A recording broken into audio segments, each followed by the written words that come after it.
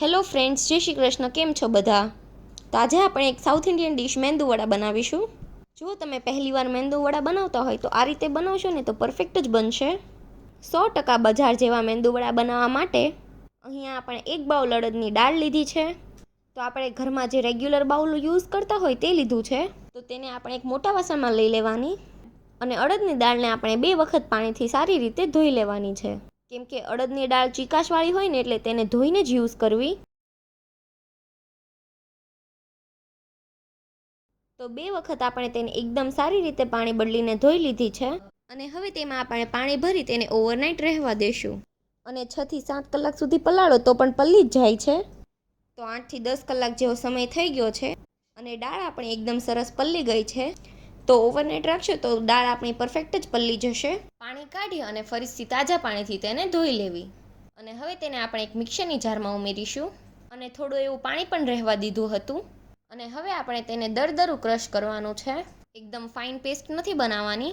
તમે જોઈ શકો છો કે આપણી દાળ એકદમ દરદરી પીસાઈને તૈયાર થઈ ગઈ છે. તો બધી જ દાળ આપણે આ રીતે પીસી લેવાની છે.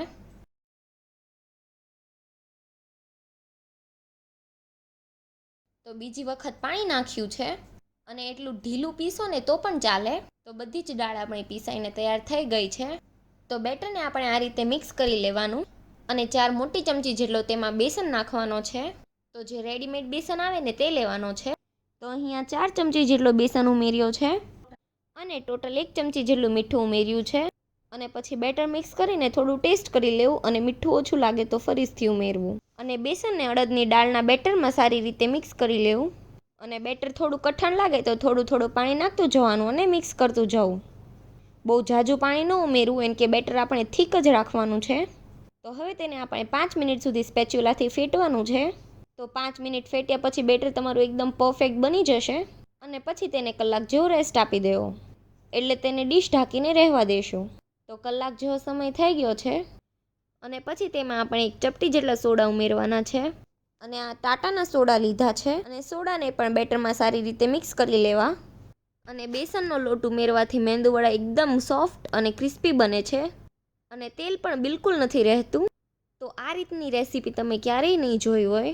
અને આ રીતના બેટર તૈયાર કરીને મેંદુવડા બનાવો ને તો એકદમ ઇઝીલી અને પરફેક્ટ મેંદુવડા બને છે. અહીંયા એક બાઉલમાં પાણી ભરી લેવાનું છે અને તેલ પણ ગરમ કરવા મૂકી દીધું હતું, એટલે તેલ પણ ગરમ થઈ ગયું છે.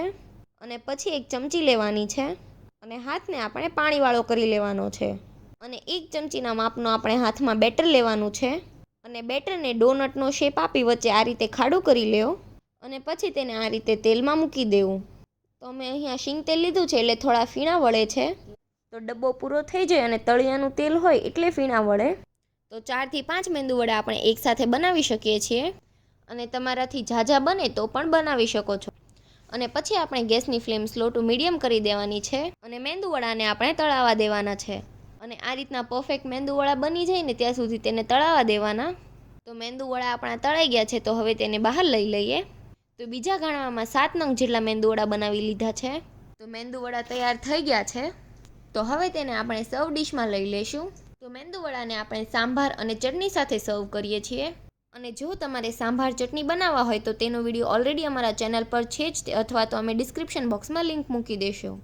તો એક વડું હું તમને તોડીને બતાવું છું. તો તમે જોઈ શકો છો કે અંદરથી એકદમ સોફ્ટ અને બહારથી એકદમ ક્રિસ્પી બન્યા છે અને જરાય પણ તેલ નથી પીધું. અને જો તમે બ્રેકફાસ્ટમાં એકવાર આ રીતે મેંદુવડા બનાવશો ને તો બધા જ પૂછશે તમે કઈ રીતે મેંદુવડા બનાવ્યા. તો આ રેસીપી અમે જાતે જ એકવાર ટ્રાય કરી હતી અને બહુ જ સરસ બન્યા, એટલે તમારી સાથે શેર કરીએ છીએ. અને જો તમને અમારી આ રેસીપી ગમી હોય તો અમારી આ યુનિક મેંદુવડાની રેસીપી ગમી હોય તો વિડીયોને લાઇક કરજો, શેર કરજો અને અમારી ચેનલને સબસ્ક્રાઈબ કરી દેજો. Thanks for watching. By guys.